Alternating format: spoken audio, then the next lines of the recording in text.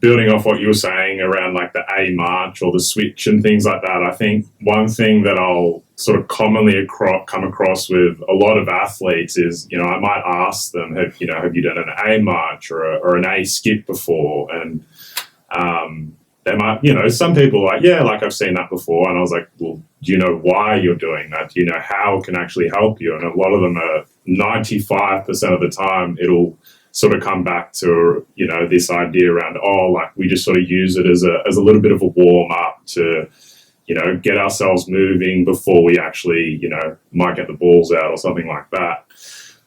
So I think it's really important, whether it's in a team setting or work in a one-on-one setting to highlight, why we're doing this drill, how it can actually help you, how it transfers, probably the most importantly, to top speed, because there's a million drills under the sun. But I guess knowing the reason why and how it can transfer to top speed running, and being able to, most importantly, I think, communicate that to the athlete, because it's all well and good for us as coaches to know the small nuances of different drills, but for us to be able to communicate that to the athlete, it's just going to help them so much more from a technical perspective. And most gyms don't have tracks built into them, so coaches don't have the ability early on, especially, to learn a lot of these models that you're speaking of. So some of the best things they can do is, like you've done, Brendo, is go and learn from people that are actually track coaches and purists, and then be able to, for you actually to understand what they're saying, simplify that so athletes do understand what they're doing, because a top track coach, sometimes what they're talking about won't necessarily relate directly to a field-based athlete or a young kid coming through that's just trying to get a little bit faster for soccer. So having that ability to take something that can be quite complex and break it down to something quite simple, that really shows that you do understand, the concepts. Yeah, and I think it comes back to as well, sprinters, might train 4, 5, 6 times a week, and they're purely working on, getting faster from A to B.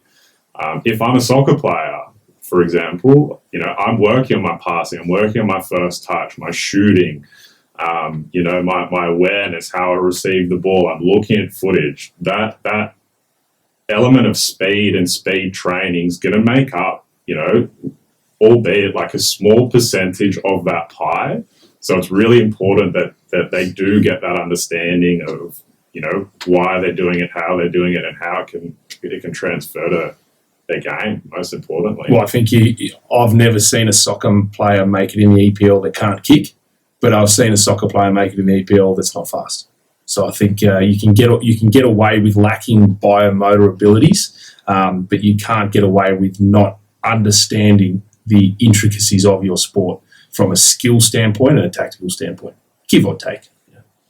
Team sport is very much known over the past probably 5 years for this speed exposure concept, trying to expose their athletes to, depending on what you believe and what you want to go down, above 90% of your max velocity, potentially every week, maybe every 10 days, to ultimately have a bit of a protective factor.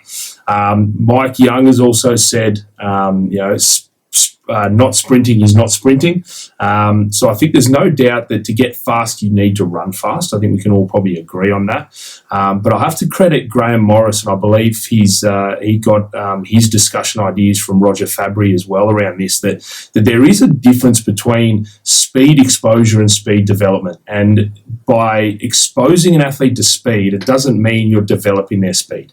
You are simply ticking a box, and often that can be an injury prevention box, and it is exposing them to their current speed levels. But if they ultimately have an issue with the technical model of their speed, simply exposing them to speed all the time is not going to fix that technical model. If it's someone who doesn't know how to run fast and apply force, exposing them to speed is certainly going to help. But ultimately, you need to work on speed development and speed exposure. Sometimes you're going to have to just focus on exposure because you don't have the time in the day for the development, but you can't just expose someone to speed and hope they're going to get faster, because unfortunately there is more to that. So